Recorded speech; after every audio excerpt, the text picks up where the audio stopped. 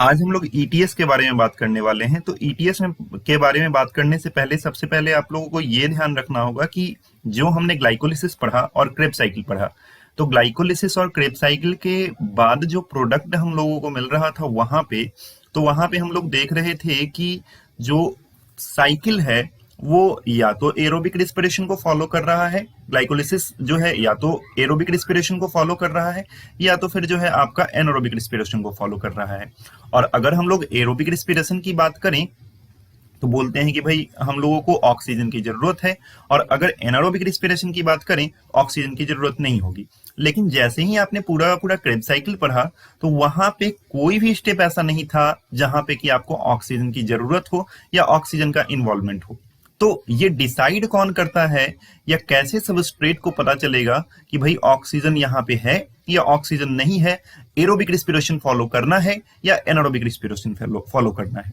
तो उसके लिए आपको पाथवे आता है ईटीएस का। ईटीएस में ही ये डिसाइड होगा कि एरोबिक रिस्पिरेशन करना है या फिर एनारोबिक रिस्पिरेशन करना है, पहली बात। दूसरी बात क्या है कि आपका ईटीएस में क्या होगा कि जो आपने NADH2 और FADH2, NADH2 आपने ग्लाइकोलिसिस में देखा होगा और जो क्रेब्स साइकिल हम लोग देख रहे थे तो वहां पे NADH2 और FADH2 दोनों देखा होगा।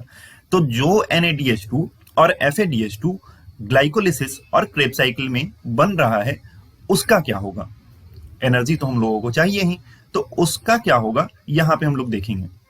अगर ईटीएस की बात करें तो यूकैरियोट की अगर हम लोग बात करते हैं तो यूकैरियोट में ईटीएस जो है आपका इनर माइटोकॉन्ड्रियल मेम्ब्रेन में चलेगा, इनर माइटोकॉन्ड्रियल मेम्ब्रेन में चलेगा आपका, ठीक है।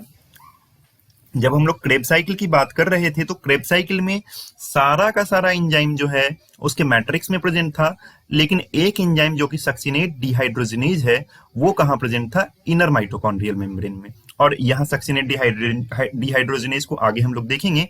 अगर एरोबिक बैक्टीरिया की बात करें तो वहां पे आपका माइटोकॉन्ड्रिया तो एब्सेंट होगा, तो वहां पे क्या होगा, in plasma membrane, plasma membrane बोल दें या मीसोसोम्स भी बोल सकते हैं। मीसोसोम्स क्यों बोल रहे हैं, क्योंकि जितना भी रिस्पायरेटरी एंजाइम है बैक्टीरिया में वो मीसोसोम्स में प्रेजेंट होगा। और मीसोसोम्स है क्या, प्लाज्मा मेम्ब्रेन का एक इनफोल्डिंग की तरह है। देन अगर हम लोग बात करें ऑक्सीडेटिव फॉस्फोराइलेशन की, ऑक्सीडेटिव फॉस्फोराइलेशन का मतलब क्या है, यहाँ पे आपका एनर्जी का प्रोडक्शन होगा ऑक्सीडेशन से। अब ऑक्सीडेटिव फॉस्फोराइलेशन होता क्या है, NADH2 या FADH2 को किस में चेंज किया जा रहा है, यहाँ पे आपको NAD या FAD में चेंज किया जा रहा है। अब यहाँ पे जो ETS पढ़ेंगे ना हम लोग, तो ETS में यही देखेंगे कि NADH2 और FADH2 क्या हो रहा है, आपका चेंज हो रहा है। किसमें चेंज हो रहा है, आपका NAD और FAD।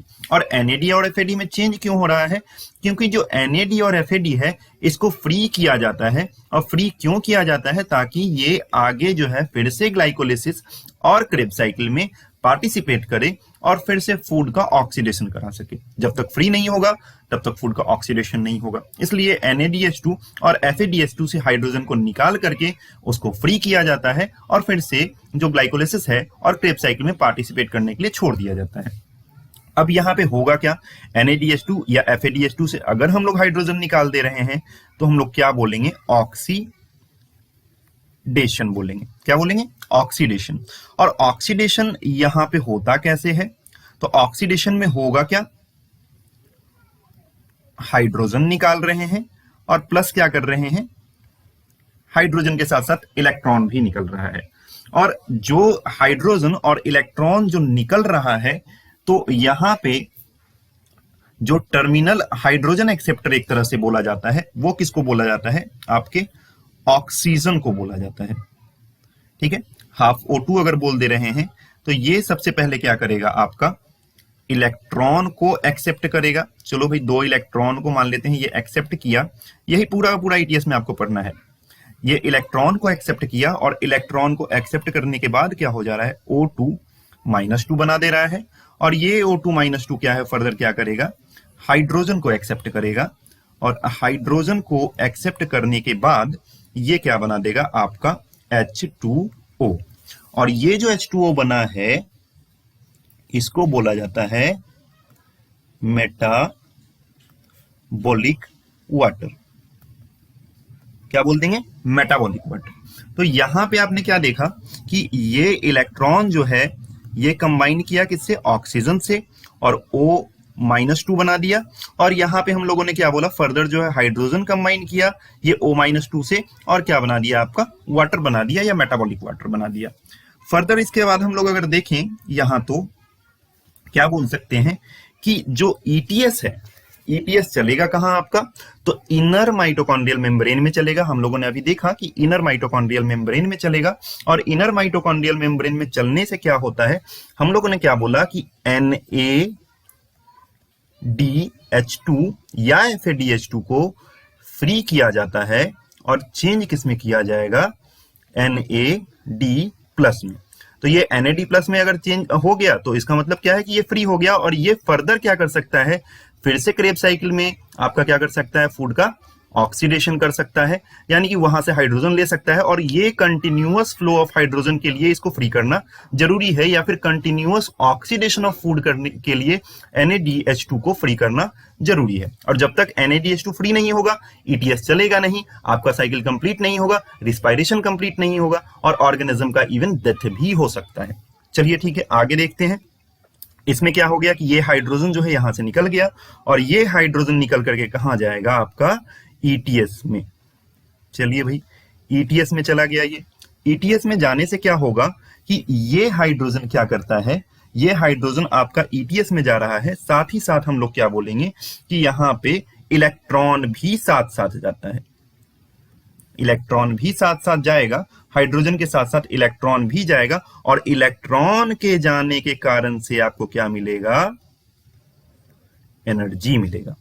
ठीक है, और यहां पे देखिएगा ETS में आपको ये गया, उसके बाद क्या होता है कि ये ऑक्सीजन, यहां पे आपको ऑक्सीजन प्रेजेंट होगा, और ऑक्सीजन के लिए मैंने क्या बोला था? ये सबसे पहले क्या करेगा? आपका इलेक्ट्रॉन को एक्सेप्ट किया, और इलेक्ट्रॉन को एक्सेप्ट करने के बाद हाइड्रोजन को एक्सेप्ट करेगा, और हाइड्रोजन को एक्सेप्ट करने के बाद किस में चेंज हो जाएगा? आपको मेटाबॉलिक वाटर में चेंज हो जाएगा। ठीक है, अब यहां पे हम लोग क्या बोले कि यहां पे हाइड्रोजन का कंसंट्रेशन जो है बाहर क्या हो जाए? बाहर, या फिर बोला जाए inter membrane space, more better बोला जाए, इंटर मेम्ब्रेन स्पेस में ज्यादा हो जाएगा। इंटर मेम्ब्रेन स्पेस में अगर ज्यादा हो गया तो ये फिर क्या करेगा? ये हाइड्रोजन जो है कहां पे जाएगा? ATP सिंथेटेज के पास जाएगा, F0F0 पार्टिकल के पास जाएगा, और F0F0 पार्टिकल के पास जाने से क्या हो जाएगा कि आपका यहां पे ATP का फॉर्मेशन हो जाएगा। ATP। अब देखिए यहां पे एक बार फिर से देखेंगे कि जैसे ही NADH2 ने हाइड्रोजन छोड़ा, और इसमें ये किस में चेंज हो गया? NAD+ में चेंज हो गया। तो ये क्या हो गया? यहां से हाइड्रोजन रिलीज किया, साथ ही साथ इलेक्ट्रॉन रिलीज किया। हाइड्रोजन को कौन एक्सेप्ट कर ले रहा है भाई? तो हाइड्रोजन को कौन एक्सेप्ट कर ले रहा है?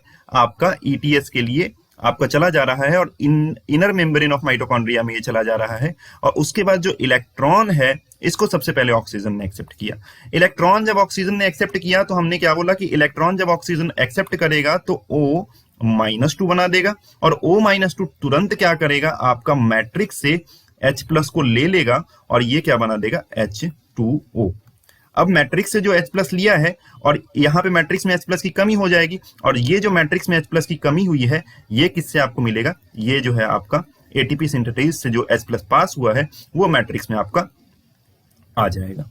ठीक है, अब यहां पे हम लोग बोल सकते हैं कि NADH2 या FADH2 ये क्या है? रिड्यूस्ड हाइड्रोजन एक्सेप्टर है, और ये कहां प्रेजेंट होगा? ये इनर माइटोकॉन्ड्रियल मेम्ब्रेन में आपका प्रेजेंट होगा। मतलब ये NADH2 और FADH2 ETS का पार्ट है एक तरह से। तो ये आपका जो है इनर माइटोकॉन्ड्रियल मेम्ब्रेन के पास जो है इसका एंजाइम प्रेजेंट होगा, और ये क्या होता है? NAD+ और FAD+ में आपका क्या कर दिया जाता है? चेंज कर दिया जाता है। एंजाइम इसका जो है ETS का ये इनर माइटोकॉन्ड्रियल मेम्ब्रेन में प्रेजेंट होगा, जो कि NADH2 और FADH2 को NAD+ या FAD+ में FAD में चेंज कर दे रहा है। और NAD+ और FAD जो है, जैसे ही NAD+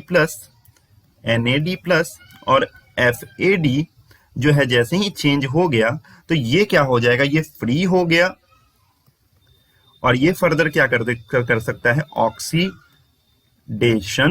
ऑफ फूड कर सकता है। मतलब नेक्स्ट जो भी होगा रिएक्शन उसको पार्टिसिपेट करेगा। इसका मतलब क्या हुआ कि ये ओवरऑल रिएक्शन को मेंटेन करने के लिए ये चीज बहुत ज्यादा जरूरी है। यानी कि जो एनएडी और एफएडी है इसको क्या कराया जाता है, री अवेलेबल कराया जाता है, री available for next oxidation of food. यानी नेक्स्ट ऑक्सीडेशन ऑफ फूड के लिए क्या किया जाता है, आपका री अवेलेबल करा दिया जाता है। ठीक है, मतलब ये फिर से ग्लाइकोलिसिस या फिर क्रेब साइकिल में पार्टिसिपेट करेगा। कौन भाई, तो एनएडी और एफएडी। ठीक है, अब देखते हैं यहां पे, अब देखिए यहां पे हम लोग यहां पे बात करेंगे क्या कि ईटीएस चलता कैसे है। ईटीएस की अगर हम लोग बात करें तो ईटीएस में क्या देखिएगा आप, सबसे पहले हम लोगों ने complex first, complex third, complex second, complex four और कॉम्प्लेक्स फाइव बताया है। तो इसका मतलब है कि कॉम्प्लेक्स फर्स्ट के बाद कॉम्प्लेक्स थर्ड होगा, कॉम्प्लेक्स सेकंड नहीं होता है, कॉम्प्लेक्स थर्ड के बाद कॉम्प्लेक्स सेकंड आपका होता है। तो होगा क्या यहाँ पे, यहां पे क्या होगा आपका, एक एंजाइम होगा जिसको बोलते हैं NADH डिहाइड्रोजिनेज। ठीक है, और ये NADH डिहाइड्रोजिनेज क्या करता है, आपका NADH2 से हाइड्रोजन निकालेगा और इसको फ्री कर देगा NAD प्लस बना करके। अब यहां से हाइड्रोजन निकल गया और हाइड्रोजन निकलने के साथ साथ यहां पे क्या होगा, ये जो हाइड्रोजन निकला है ये क्या हो जाएगा आपका, ये आपका कहां चला जाएगा, पास होकर के 2H प्लस की तरह जो है यहाँ पे रिलीज हो जाएगा। दो हाइड्रोजन है, 2H प्लस की तरह रिलीज होगा। हम लोगों ने क्या बोला था कि जैसे ही हाइड्रोजन निकलता है वैसे वैसे आपको क्या देखने को मिलेगा, यहाँ पे इलेक्ट्रॉन भी आता है। तो दो हाइड्रोजन है, दो इलेक्ट्रॉन भी मान लेते हैं। अब यहाँ पे कॉम्प्लेक्स क्या क्या काम करता है, कॉम्प्लेक्स की अगर हम लोग बात करें तो क्या हो जाएगा, यहाँ पे FMN और FES कॉम्प्लेक्स होगा, यानी आयरन सल्फर प्रोटीन होगा। ये अप्रोक्सीमेटली 8 आयरन सल्फर प्रोटीन के कॉम्प्लेक्स होते हैं यहाँ पे, और वो एक तरह से रीअरेंज रहते हैं। यानी यहाँ पे क्या हो रहा है, इलेक्ट्रॉन आ रहा है, दो इलेक्ट्रॉन आ गया और दो इलेक्ट्रॉन आया यहाँ पे। अभी हम लोग क्या करेंगे, पूरा एक बार पहले हम लोग देख लेते हैं क्या क्या यहाँ पे प्रेजेंट है। तो देखिए कॉम्प्लेक्स थर्ड में अगर हम लोग देखें तो क्या बोलेंगे, साइटोक्रोम बी होगा, ठीक है, और FES होगा एक बीच में, और क्या होगा, साइटोक्रोम C1। यानी साइटोक्रोम BC1 कॉम्प्लेक्स आप बोल सकते हैं कॉम्प्लेक्स थर्ड को, साथ में बीच में FES होगा। यहां पे भी FES था, यहां पे भी होगा। देन कॉम्प्लेक्स नंबर सेकंड को बोला जाए तो यहां पे क्या बोला जाता है, इसको सक्सिनेट डिहाइड्रोजिनेज, और यहां पे क्या होगा, यहां पे बस एक FES आपको प्रेजेंट होगा। और यहां पे जो है ये होता क्या है, सक्सिनिक एसिड को किसमें चेंज कर दिया जाता है, फ्यूमेरिक एसिड। ठीक है, और सक्सिनिक एसिड से फ्यूमेरिक एसिड में जब चेंज होता है तो यहां पे हम लोग देखेंगे इसके लिए रिस्पॉन्सिबल क्या होता है। तो अगर क्रेब साइकिल आपको याद होगा तो सक्सिनिक एसिड से फ्यूमेरिक एसिड में चेंज होने के लिए आपको सक्सिनेट डिहाइड्रोजिनेज आपको रिस्पॉन्सिबल होता है, और वहां पे FADH2 जो है, मतलब FAD जो है FADH2 में चेंज हो जाता है। ठीक है, हम लोग देखेंगे फर्दर। यहां पे देखिए फिर साथ में क्या होगा, कॉम्प्लेक्स नंबर 4 की बात करें तो यहां पे होता क्या है, एक कॉपर A, एक कॉपर B, और बीच में क्या होगा, साइटोक्रोम A3 और साइटोक्रोम A, यानी cytochrome A3, copper A, copper B यहां पे प्रेजेंट होगा आपको। देन लास्ट की हम लोग बात करें तो ये क्या है, F0 और ये F1 पार्टिकल। यहाँ पे एटीपी सिंथेटेज भी इसको बोलते हैं। अब देखिए हम लोगों ने सारा का सारा एंजाइम्स वगैरह लिख लिया है। अब हम लोग यहाँ पे देखेंगे कैसे ये वर्क करता है। यहाँ पे हमने क्या बोला कि दो इलेक्ट्रॉन आ गया, और दो इलेक्ट्रॉन क्या होगा, फर्दर किस में चला जाएगा, आपका दो इलेक्ट्रॉन आगे जा रहा है। यहाँ पे ये FES है, FES से क्या होगा, यहाँ पे आप देखोगे इसके बीच में क्या होगा, एक यूबीक्यूनोन होता है। Ubiquinone. और यूबी क्यूनोन के बारे में आपको पता होगा कि ये क्या होता है, हाइड्रोजन के साथ साथ इलेक्ट्रॉन कैरियर होता है, यानी कि ये अकेला इलेक्ट्रॉन को कैरी नहीं करेगा, हाइड्रोजन लेगा देन इलेक्ट्रॉन को कैरी करेगा। अब यहाँ पे FeS के पास 2 इलेक्ट्रॉन है, ये क्या करता है, FeS 2 इलेक्ट्रॉन किसको दे देता है, यूबी क्यूनोन को। और यूबी क्यूनोन को जैसे ही 2 इलेक्ट्रॉन दिया जाएगा, ये क्या करेगा, आपका मैट्रिक्स से 2H+ ले लेगा। और 2H+ में लेगा जैसे ही, तो यूबी क्यूनोन किस में चेंज हो जाएगा, आपका UqH2, UqH2 में चेंज हो गया भाई। तो UqH2 में चेंज हो गया, 2 इलेक्ट्रॉन भी ये ले लिया। अब ये क्या करेगा आपका, यहां पे इसको बोल दें हम लोग यूबी क्यूनोल, यूबी क्यूनोल। यहां पे हम लोग क्या देखें कि यूबी क्यूनोन जो है यूबी क्यूनोल में चेंज हो जा रहा है। जब यूबी क्यूनोन यूक्यू को होगा यूबी क्यूनोन बोलेंगे, और जब इसमें हाइड्रोजन ऐड हो जाएगा तो यूबी क्यूनोल में चेंज हो जाएगा, UqH2 हम लोग बोल सकते हैं।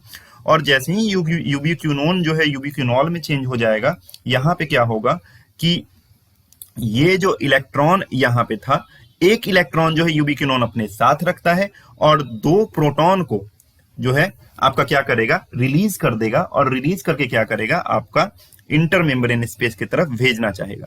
देखिए क्या होगा, यहां पे ये जो है आपका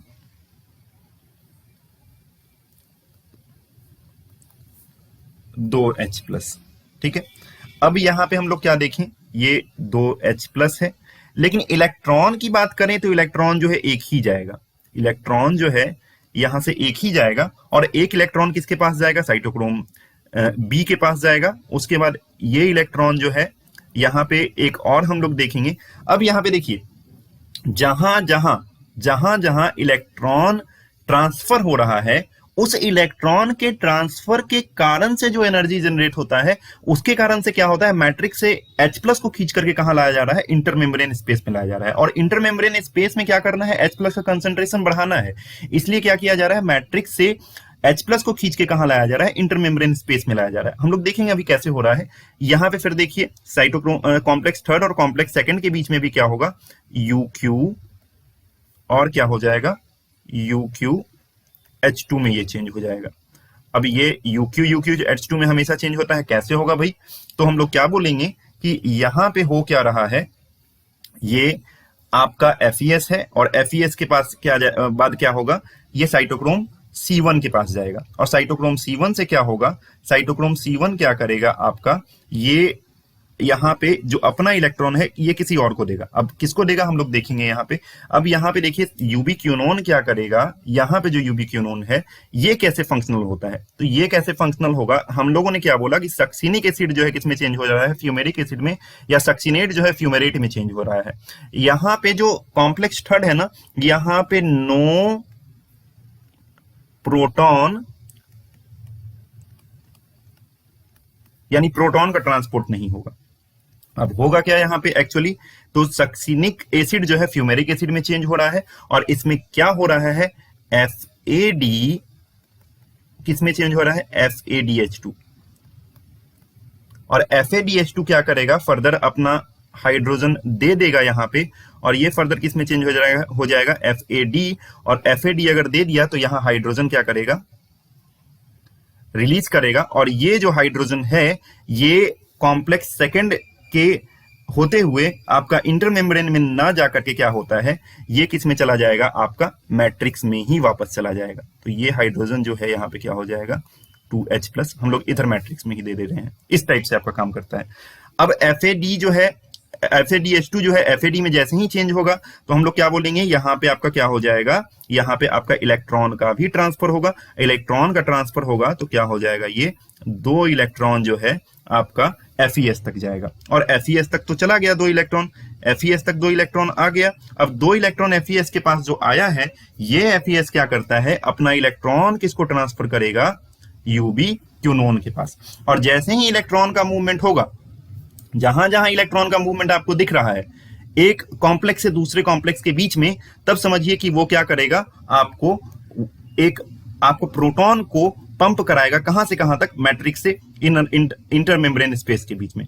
तो ये क्या करेगा कि दो इलेक्ट्रॉन जो है, दो इलेक्ट्रॉन क्या हो जाएगा आपका, किसको मिल गया, यूबिक्यूनोन को मिल गया, और यूबिक्यूनोन को जैसे ही दो इलेक्ट्रॉन मिला, ये क्या करेगा, मैट्रिक्स से 2H+ को ले लेगा।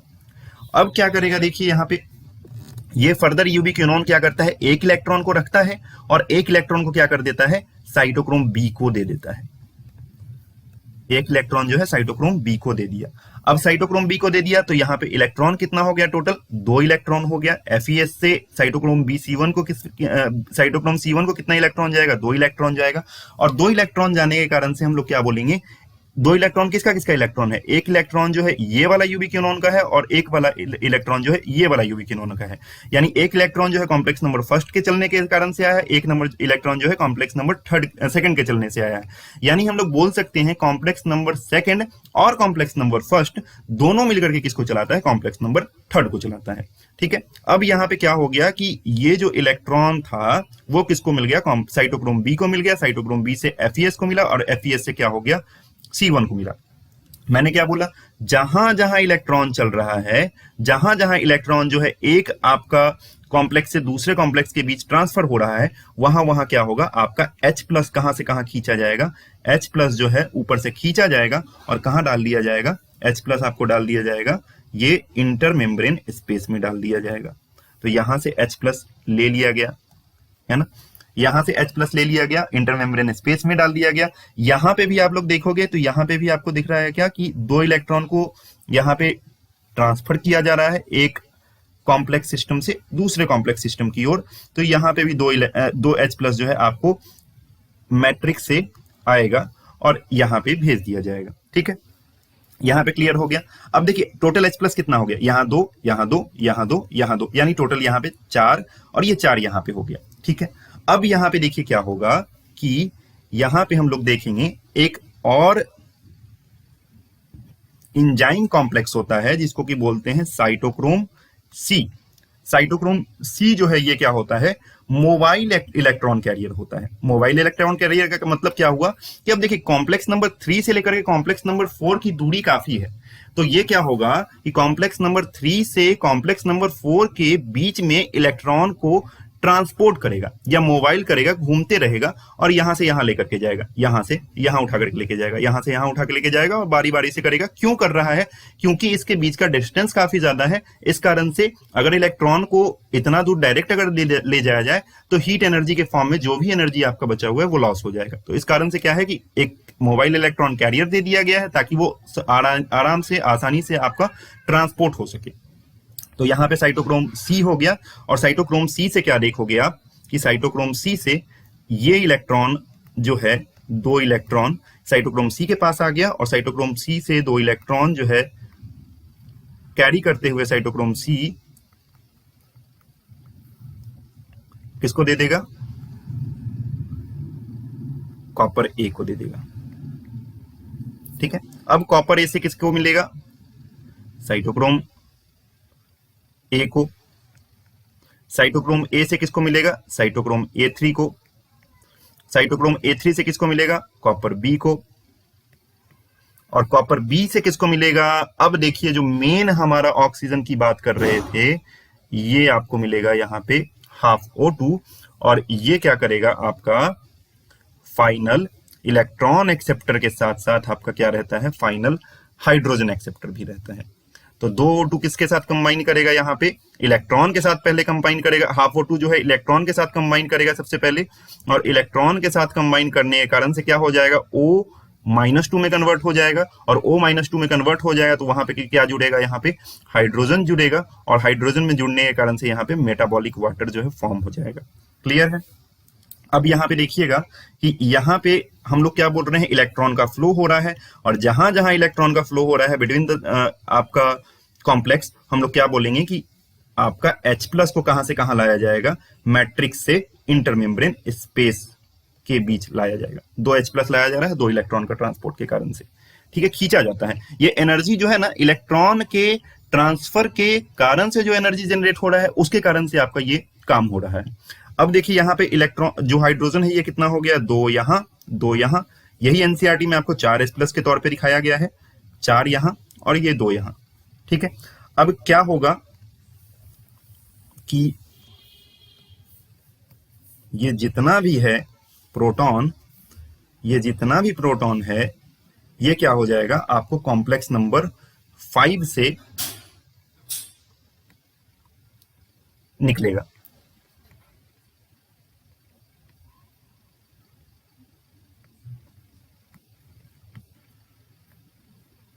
ठीक है, 4H+ के तौर पे निकलेगा। ठीक है, अब देखिए 4H+ के तौर पे निकलेगा यहां पे, यानी आपका क्या हो जाएगा कि ये 4H+ के ट्रांसफर से एक एटीपी का फॉर्मेशन हो रहा है, एटीपी, एडीपी, एडीपी किस में चेंज हो जा रहा है, एटीपी में चेंज हो रहा है। यानी 4 हाइड्रोजन के निकलने से एक आपका एटीपी का फॉर्मेशन हो रहा है, और यहां हो क्या रहा है, फैसिलिटेटेड डिफ्यूजन।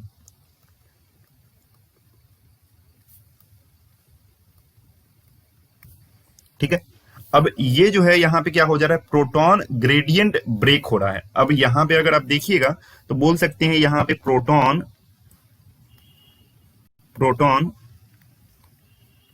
ग्रेडियंट ब्रेक हो रहा है। प्रोटॉन ग्रेडियंट ब्रेक कैसे हो रहा है, यहां पे ज्यादा प्रोटॉन था और यहां पे इधर जो है कम प्रोटॉन है, तो यहां से प्रोटॉन को ब्रेक करके, इसका ग्रेडियंट को ब्रेक करके इसको पंप कराया जा रहा है, फैसिलिटेट ट्रांसपोर्ट कराया जा रहा है इस साइड से उस साइड। क्यों, क्योंकि H+ जो है आपको माइटोकॉन्ड्रिया के मेम्ब्रेन के लिए आपका इम्परमिएबल होता है, इसलिए यहां पे एक पंप लगाया गया है ताकि ये परमिएबल हो सके, और इस पंप के कारण से, पंप के अंदर से जाने के कारण से क्या होगा, आपका एनर्जी का प्रोडक्शन होगा, एटीपी का प्रोडक्शन होगा। तो ये ओवरऑल हम लोग बोल सकते हैं, ओवरऑल आपका एक तरह से ईटीएस आपने देखा कि यहाँ पे फाइनल हाइड्रोजन इलेक्ट्रॉन एक्सेप्टर कौन है, आपका ऑक्सीजन है, और ये अल्टीमेटली हाइड्रोजन को एक्सेप्ट करके क्या में चेंज हो जा रहा है, वाटर में चेंज हो जा रहा है।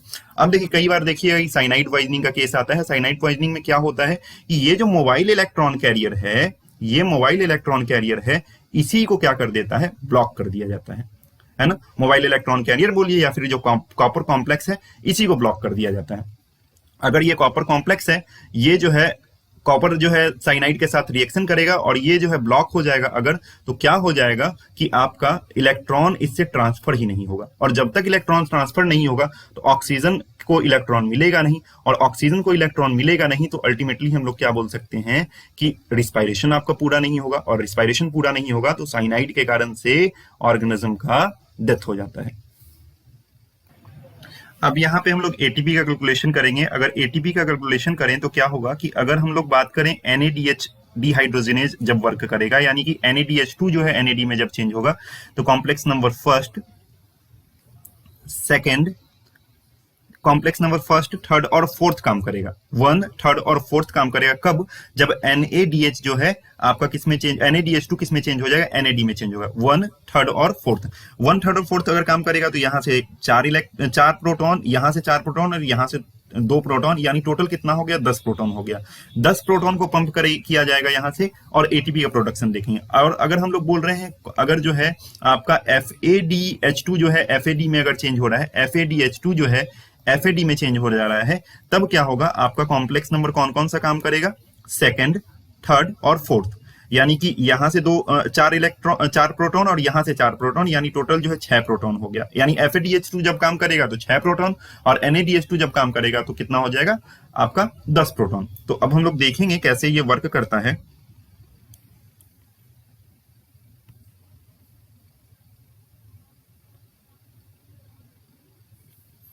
हाँ, अब यहाँ पे देखिएगा जब आप, तो एक NADH2 जब आपका चेंज हो जाएगा तो ये क्या, एक NADH2 के लिए कौन कौन सा वर्क कर रहा है, 1, 3 और 4, और FADH2 के लिए कौन वर्क कर रहा है, 2, 3 और 4। यहाँ पे देखिएगा कि जो सेकंड नंबर है ये प्रोटॉन को पंप नहीं करता है, और ये तीनों जो है प्रोटॉन को पंप करेगा। ठीक है, अब यहाँ पे हम लोग देखें, यहां से 4 प्रोटॉन, यहां से 4 प्रोटॉन, यहां से 2 प्रोटॉन, यहां से 4 प्रोटॉन, यहां से 2 प्रोटॉन, तो हम लोग बोलेंगे कितना, इसमें 10 प्रोटॉन हो गया और इसमें 6 प्रोटॉन हो गया। तो 10 प्रोटॉन अगर पीएमएस में जा रहा है तो यूज कितना हो रहा है, हाफ O2, और प्रोड्यूस क्या हो रहा है, एक मेटाबॉलिक वाटर और 3 एटीपी हम लोग बोलते हैं। 3 एटीपी कैसे बोल रहे हैं देखिएगा, यहाँ पे हम लोग क्या बोले कि 4 H प्लस के मूवमेंट के कारण से 1 एटीपी का प्रोडक्शन हो रहा है, यानी टोटल कितना हो रहा है 10 H प्लस के मूवमेंट से कितना हो जाएगा 2.5 एटीपी, और इसको एवरेज लेकर के हम लोग क्या बोल दिए 3 एटीपी। तो 3 एटीपी हम लोग NADH के लिए याद रख सकते हैं, और 6H प्लस अगर हम लोग बोल रहे हैं FADH2 के लिए, तो आपको क्या हो जाएगा, हाफ O2 का प्रोडक्शन हो रहा है, यूज हो रहा है, और प्रोड्यूस क्या हो रहा है, एक मेटाबॉलिक वाटर, और यहाँ पे 2 एटीपी बोल रहे हैं। 2 एटीपी कैसे बोल रहे हैं, जैसे 4H प्लस के लिए 1 एटीपी था, 6H प्लस के लिए 1.5 हो जाएगा। इसको राउंड ऑफ करके हम लोग क्या ले रहे हैं, 2 वैल्यू ले रहे हैं। अब यहाँ पे जो कॉम्प्लेक्स का इंजाइम का नाम है, जो भी आपका इंजाइम का नाम है यहाँ पे लिखा हुआ है, ये आप देख सकते हैं, उसमें कंपोनेंट क्या है ये भी आप इसमें देख सकते हैं।